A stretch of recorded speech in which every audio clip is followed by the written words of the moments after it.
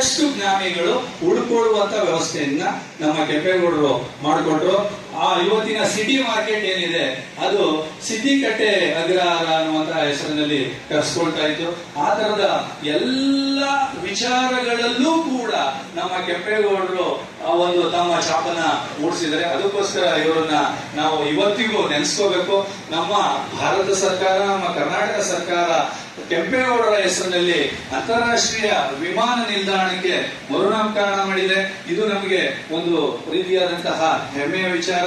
ಅದೇ ರೀತಿ 108 ಅಡಿ ಪ್ರತಿಮೆಯನ್ನ ಅನಾವರಣ ಮಾಡಿಕೊಟ್ಟಿದೆ. ಅದಕ್ಕೂ ನಾವು ಗೌರವವನ್ನ ಸಲ್ಲಿಸಬೇಕಾಗಿದೆ.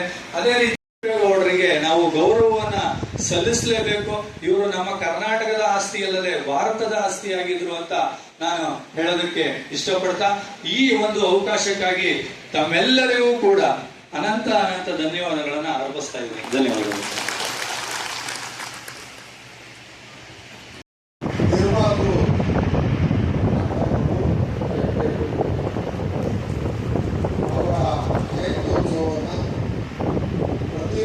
ಸರ್ಕಾರ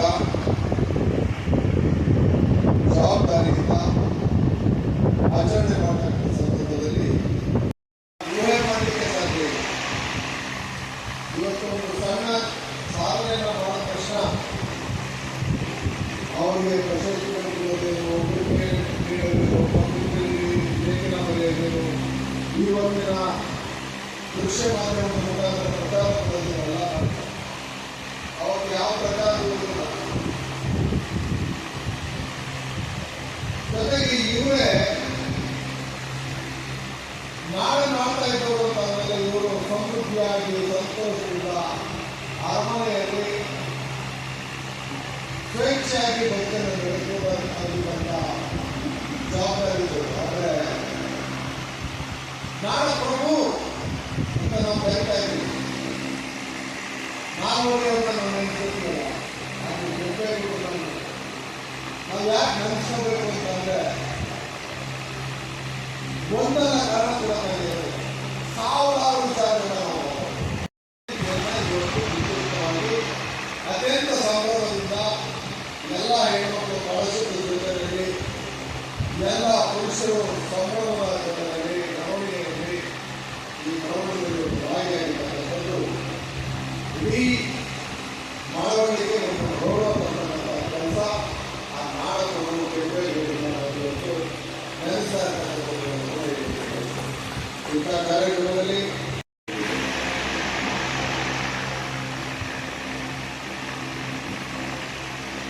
ನಾವು ಜಿಲ್ಲೆಯಿಂದ ಒಂದು ಮಾತನ್ನ ಎಲ್ಲ ಕಳೆದಿದ್ದೇವೆ.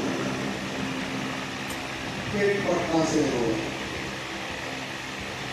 ಕೆಟ್ಟವರು ಪಟ್ನಾ ಸೇರಿದ್ರೆ ಯಾವಾಗಲೂ ಒಂದು ವೃತ್ತಿಯನ್ನು ತೆಗೆದುಕೊಳ್ತಾರೆ. ಈ ಊರಿಗೆ ಅವರಿಗೆ ಏನು ಅವಕಾಶ ಆಗಲಿಲ್ಲ. ಆದರೆ ಆ ಪಟ್ನಾ ಸೇರಿದ ಮೇಲೆ ಅವರು ಗೌರವ ವಾಸನ ಆಯಿತು. ಇವತ್ತು ನಾವು ಪ್ರತಿ ಗ್ರಾಮದಲ್ಲೂ ಅವ್ರಿಗೆ ಆಸ್ತಿ ಇದೆಯೋ ಇಲ್ವೋ, ಮನೆ ಇದೆಯೋ ಇಲ್ವೋ, ವೃತ್ತಿ ಇದೆಯೋ ಇಲ್ವೋ, ಉದ್ಯೋಗ ಇದೆಯೋ ಇಲ್ವೋ, ಪಟ್ಟಣದಲ್ಲಿ ಒಂದಲ್ಲ ಒಂದು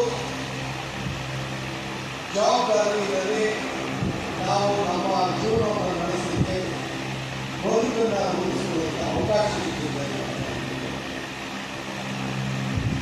ಆದರೆ ಇಡೀ ಪ್ರಪಂಚಕ್ಕೆ ಜ್ಞಾನವನ್ನು ಕೊಡಕ್ಕಾಗಲ್ಲ. ನಾನು ಚಿಕ್ಕವರಿದ್ದಾಗ ವಿದ್ಯಾರ್ಥಿ ಸಂಘಟನೆ ನಾಯಕನಾಗಿದ್ದಾಗ ಆಗ ಪ್ರಧಾನಮಂತ್ರಿಗಳಾಗಿದ್ದಂಥ ರಾಜೀವ್ ಗಾಂಧಿ ಬೆಂಗಳೂರು ಬಂದರೆ the air condition city of India is Bangalore. ಇದೇ ರೀತಿಯಿಂದ ಹೇಳ್ತಾರೆ. ನಾವು ಡೆಲ್ಲಿಗೆ ಹೋದಾಗ ಅನುಭವಿಸಿದೆ. ಇನ್ನೊಂದು ಬೆಂಗಳೂರು ಆಟ ಇವತ್ತೂ ಕೂಡ ನಾಡಪ್ರಭು ಕೆಂಪೇಗೌಡರು ಕುರಿಸಲ್ಪಟ್ಟಂತ ಬೆಂಗಳೂರಿನ ಒಂದು 30-40 ಪಟ್ಟರಷ್ಟು ಬೆಳೆದಿದ್ರು ಕೂಡ ಆ ಬೆಂಗಳೂರಿನ ವಾತಾವರಣ ಇನ್ನೂ ಕೂಡ ತಂಪು ಮತ್ತು ಆ ಒಂದು ಬಾರಿ ಬೆಂಗಳೂರು ಬಂದವರು ಬೆಂಗಳೂರು ಮನಸ್ಸೇ ಆಗೋದಿಲ್ಲ. ಅದಕ್ಕೆ ದೂರದೃಷ್ಟಿಯ ಜವಾಬ್ದಾರಿಯನ್ನ ನೀಡಿ ಆ ಬೆಂಗಳೂರಿನ ನಿರ್ಮಾಣ ಮಾಡುವಂತಹ ನಿರ್ಮಾತೃ ನಾಡಪ್ರಭು ಕೆಂಪೇಗೌಡರು